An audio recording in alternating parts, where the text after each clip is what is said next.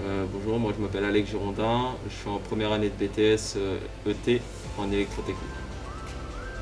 Moi je m'appelle Clément Custer, je suis aussi en première année de BTS électrotechnique dans la même classe qu'Alex.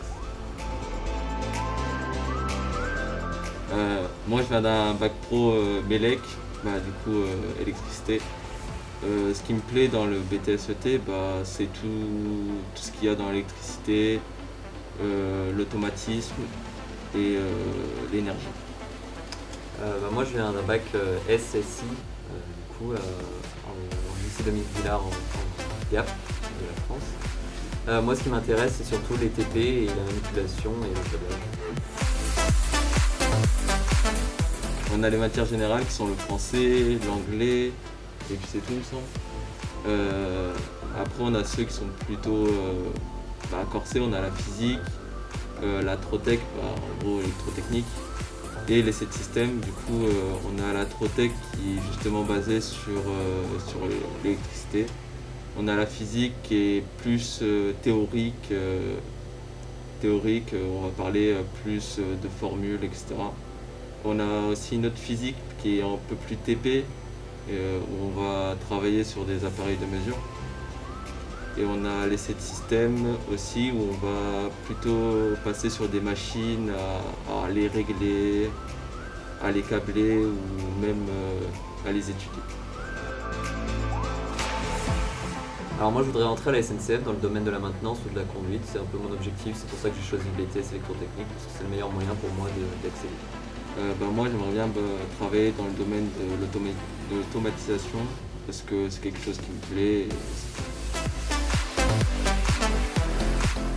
J'ai choisi d'être interne parce que niveau financier, j'ai choisi l'internat parce que niveau financier, je suis assez juste et du coup c'est un plus. De plus, niveau travail, si je souhaite travailler dans ma chambre, je peux le faire directement, en sachant qu'on quitte assez tôt en BTS, on n'a pas non plus beaucoup d'heures. Et rien que niveau nourriture, on n'est pas obligé de préparer sa nourriture, elle est déjà faite directement.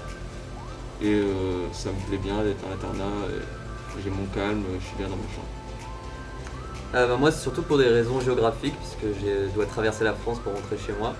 C'est aussi surtout un gain de temps, parce que comparé à prendre un appartement, j'ai pas à m'occuper des tâches ménagères ou à devoir préparer à manger.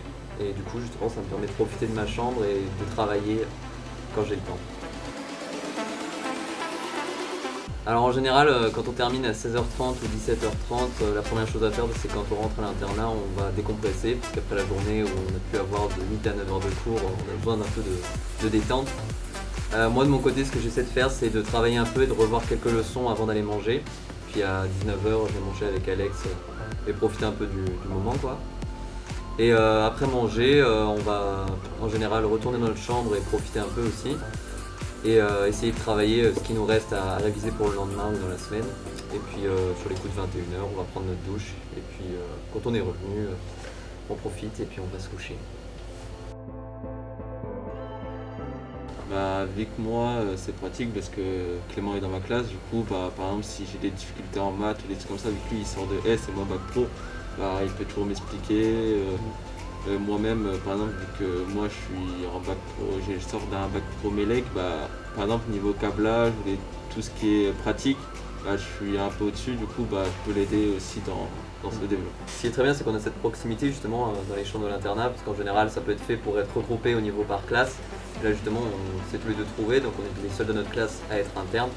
Ça permet justement de mieux travailler et puis en même temps on se sent mieux, parce qu'au final on connaît les personnes, on est beaucoup mieux dans les chambres.